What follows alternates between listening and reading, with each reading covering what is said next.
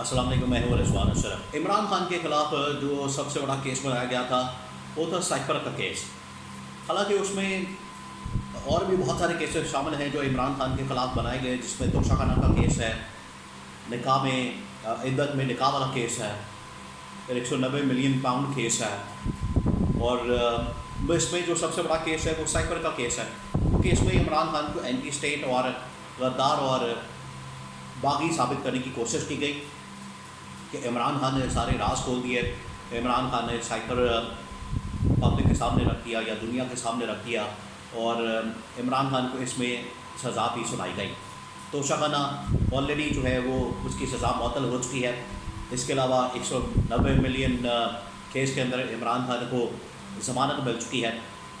अब रह गए हैं दो मुकदमात। एक है निकाह वाला केस, वो इस वक्त चल रहा है इस्लामाबाद में डिस्ट्रिक्ट कोर्ट में, और इसी तरह से ये जो साइफर केस है ये इस वक्त चल रहा है इस्लामाबाद हाई कोर्ट में। Chief justice of Pakistan justice Qazi chief justice Islamabad high court Aamir Farooq और जस्टिस मियां गुल हसन औरंगज़ेब, ये दो रुकनी बेंच है, ये इस केस की समाअत कर रहा है। और अब इसकी बहुत अहम तरीन समाअत हुई है और अब ये केस जो है अपने मंतकी अंजाम की तरफ जा रहा है। इसके हवाले से बड़ी अहम तरीन इंफॉर्मेशन और इस केस की समाअत के हवाले से इसके अंदर जो रिमार्क्स दिए गए उसके हवाले से कुछ इन्फॉर्मेशन मेरे पास मौजूद है, वो आपके साथ में शेयर करता हूँ। लेकिन साथ ही कुछ ख़बरें भी मौजूद हैं, एक एक करके 2-3 ख़बरें मौजूद हैं मेरे पास, बड़ी एक्सक्लूसिव किस्म की इस्लामाबाद की, वो आपके साथ शेयर करता हूँ ताकि आपको मौजूदा जो पाकिस्तान की सियासी सूरत हाल है वो समझ आ सके। देखिए, इस वक्त पाकिस्तान एक खौफनाक तनाव की तरफ जा रहा है, और पाकिस्तान के अंदर ये जो तनाव है ये पाकिस्तान के लिए अच्छा नहीं है, पाकिस्तान की सियासी स्टेबिलिटी के लिए।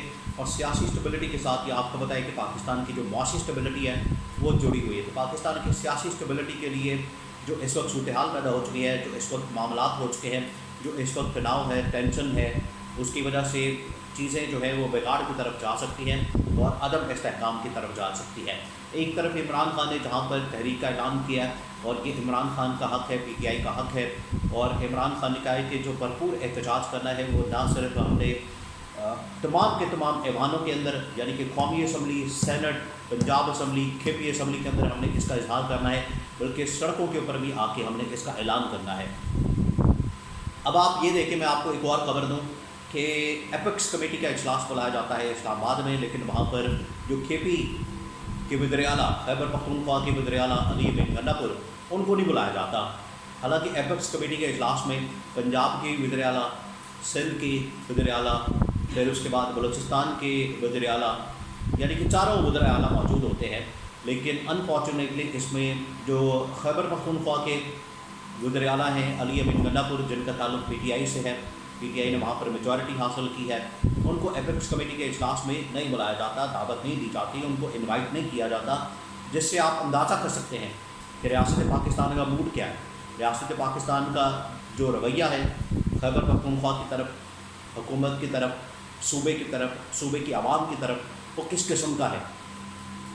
अभी आपने ये सूरत हाल का सामना किया कश्मीर के अंदर, क्या हुआ है वहाँ पर? क्या किसी ने इससे सबक नहीं सीखा? क्या किसी ने यहाँ से सबक नहीं हासिल किया कि कश्मीर के अंदर क्या सूरत हाल बनी? कश्मीर के अंदर खाना जंगी का माहौल बन गया, वहाँ पर लोगों ने पाकिस्तान का झंडा उतार दिया, वहाँ पर लोगों ने आज़ादी की बात करना शुरू कर दी। ये कितनी ख़तरनाक और खौफनाक चीज़ है, बहुत खौफनाक चीज़ है।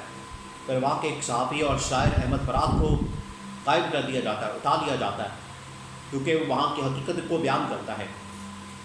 तो अगर इस तरह के हालात होंगे, अगर ऐसी चीज़ें होंगी, तो आप खुद समझ सकते हैं कि पाकिस्तान के हालात पर किस तरफ जा सकते हैं, खौफनाक हो रहे हैं। और ये जो तसादुम हो रहा है, देखिए लाहौर में chief justice Lahore high court ने खिताब किया, उन्होंने कहा कि हम किसी किस्म के प्रेशर में नहीं आएंगे। आपको बताइए कि chief justice Lahore high court के ऊपर गवर्नमेंट का बड़ा प्रेशर है, जो इस्टेब्लिशमेंट का, एजेंसीज़ का, एग्जीक्यूटिव की जानिब से जो प्रेशर आता है। उन्होंने ख़ास तौर पर जिक्र किया पंजाब की गवर्नमेंट का, मरीम नवाज़ की गवर्नमेंट का, उसकी तरफ से बड़ा प्रेशर है कि जजेस की तैनातियाँ करनी हो, उसमें रुकावट पैदा की जाती है।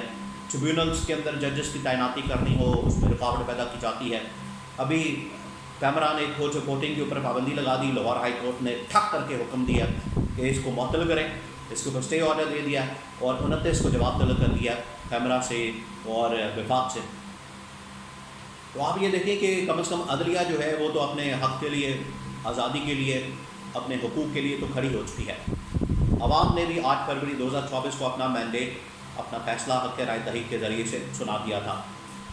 اب جو سیاسی جماعتیں، اسٹیبلشمنٹ اور حکومت، یہ اصل میں آمنے سامنے، عدلیہ آمنے سامنے ہیں. یعنی کہ چاروں جو اہم ترین اسٹیک ہولڈرز ہیں، ریاستی اسٹیک ہولڈر، پلر تو نہیں کہا جا سکتا، پلر تو ویسے ایگزیکٹو، عدلیہ اور جو پارلیمنٹ ہے، یہ پلرز ہیں. لیکن اسٹیک ہولڈرز اگر ذکر کیا جائے تو اس میں بہت سارے لوگ آ جاتے ہیں. اس میں پھر اسٹیبلشمنٹ بھی آ جاتی ہے، اس میں جماعتیں بھی آ جاتی ہیں، اس میں عدلیہ بھی آ جاتی ہے، اس میں پارلیمنٹ بھی آ جاتی ہے، اس میں حکومت بھی آ جاتی ہے، سول سوسائٹی بھی آ جاتی ہے، اور اس میں میڈیا بھی آ جاتا ہے. یہ تمام اسٹیک ہولڈرز کو بیٹھ کے معاملات کو حل کرنا چاہیے اور چیزوں کو آگے بڑھانا چاہیے، بجائے اس کے کہ یہاں پر جو صورتحال ہے وہ مزید گمبھیر ہو جائے، خطرناک اور خوفناک ہو جائے. تو اب آپ دیکھیں کہ پی ٹی آئی کے اوپر جو اٹیک ہو رہا ہے، رؤف حسن کے اوپر حملہ، اسلام آباد میں ان کے سیکریٹریٹ کے اوپر، مرکزی سیکریٹریٹ کے اوپر حملہ، اور اب آگے جو ہے ان کے اوپر مقدمات اور کیسز اور کارکن سپورٹرز ورکرز کے اوپر مزید کریک ڈاؤن ہونے جا رہا ہے شدید قسم کا. کیونکہ جب اسلام آباد کے اوپر حملہ، یہ ان کے اوپر کارروائی کی گئی، آپریشن کیا گیا CPI کی جانب سے، مرکزی سیکریٹریٹ پی ٹی آئی کے، تو وہاں پر عامر مغل جو ہیں پی ٹی آئی کے اسلام آباد کے MNA، جن کو ہروا دیا گیا NA-46 سے، وہ جیتے ہوئے تھے، ہروا دیا گیا، ان کو گرفتار کر لیا گیا، ان کو بھی پکڑ کے لے گئے. تو یہ اوور آل سچویشن ہے. اب آ جائیں جو سائفر کیس ہے. اب سائفر کیس کے اندر بڑے اہم ترین نماک سامنے آئے ہیں، اور اس سے 2 چیزیں نکلتی ہیں، 2 چیزیں اس سے سامنے آتی ہیں، اور اندازہ ہو رہا ہے کہ ججز کے ذہن میں کیا اور کس قسم کا وہ فیصلہ لے سکتے ہیں. وہاں پر چیف جسٹس جو اسلام آباد ہائی کورٹ ہے، عامر فاروق، ان کی جانب سے پوچھا گیا کہ کیا یہ جو ٹرائل ہوا ہے اس کیس کے اندر، اس مقدمے کے اندر، سائفر کے اندر، کیا یہ فیئر ہوا ہے، یہ فیئر ٹرائل ہے، اس کو فیئر ٹرائل کہا جا سکتا ہے. تو جو وہ وکیل تھے پروسیکیوشن کے، FIA کے، انہوں نے کہا کہ نہیں، بالکل اس میں فیئر ٹرائل نہیں ہوا، اور فیئر ٹرائل نہ ہونے کی وجہ سے یہ معاملہ لگتا ہے کہ اگر یہ فیصلہ ہوتا ہے. یہ فیئر ٹرائل کا ذکر کیوں کیا گیا بالکل لاسٹ سٹیج پہ؟ حالانکہ جو عمران خان PTI اور سلمان صفدر جو عمران خان کے وکیل ہیں، انہوں نے یہاں پر کیس ڈالا ہوا ہے کہ کیس ہی بالکل من گھڑت بے بنیاد قسم کا ہے، کیس کے اندر کچھ ہے ہی نہیں، کیس کو خارج کیا جائے، عمران خان کو اس کیس میں بری کیا جائے، نہ کہ فیئر ٹرائل کی بنیاد کے اوپر یا ان فیئر ٹرائل کی بنیاد کے اوپر یہ کیس جو ہے دوبارہ سے ریمانڈ میں چلا جائے اور اس کے اوپر دوبارہ سے ٹرائل کا حکم دے دیا جائے. تو یہاں یہ بری واردات ہے تھوڑی سی. یہ ہو سکتا ہے کہ دوبارہ سے اس کو ریمانڈ کر دیا جائے، جس طرح سے توشہ خانہ کا ہوا ہے. ایک مرتبہ کہا گیا کہ فیئر ٹرائل نہیں ہوا، چلے واپس کروا لیتے ہیں، پھر ہاتھ پاؤں باندھ کر عمران خان کو ان کے سامنے پھینک دیا جاتا ہے. تو یہاں پر امید تو بہت ہے اسلام آباد ہائی کورٹ کے چیف جسٹس سے کہ وہ اس میں عمران خان کو بری کر دیتے ہیں یا کیس کو پورا فارغ کر دیتے ہیں. لیکن اگر بالکل لاسٹ سٹیج کے اوپر یہ فیئر ٹرائل کا سوال اٹھایا گیا تو لگتا ہے ایسا ہے کہ پھر جس طریقے سے جواب دیا پروسیکیوشن کے وکیل نے کہ بالکل فیئر ٹرائل نہیں ہوا، اس کا مطلب ہے کہ یہ پھر جا سکتا ہے معاملہ دوبارہ ریمانڈ بیک کی طرف، یا دوبارہ کیس کو ٹرائل کی طرف بھیجا جا سکتا ہے، یعنی کہ دوبارہ سے ٹرائل کیا جائے، پھر وہی کہانی، پھر وہی معاملات، پھر وہی چیزیں، کیونکہ اس کے اندر سے کچھ نکل نہیں رہا. یہ تو اسلام آباد ہائی کورٹ کے یہ جو 2 رکنی بینچ ہے چیف جسٹس عامر فاروق کی سربراہی میں، اس کو خود دیکھنا چاہیے، کیس کو پورا اسٹڈی کرنا چاہیے اور دیکھنا چاہیے کہ اس کے اندر کچھ ہے، سبسٹنس ہے، ایویڈنس ہے، شواہد ہیں، ملزم کے خلاف پروسیکیوشن نے کچھ شواہد رکھے ہیں، یا صرف ایوی ایک ہوا میں کیس کو بنا کے اور عمران خان کو سزا دینا مقصد ہے.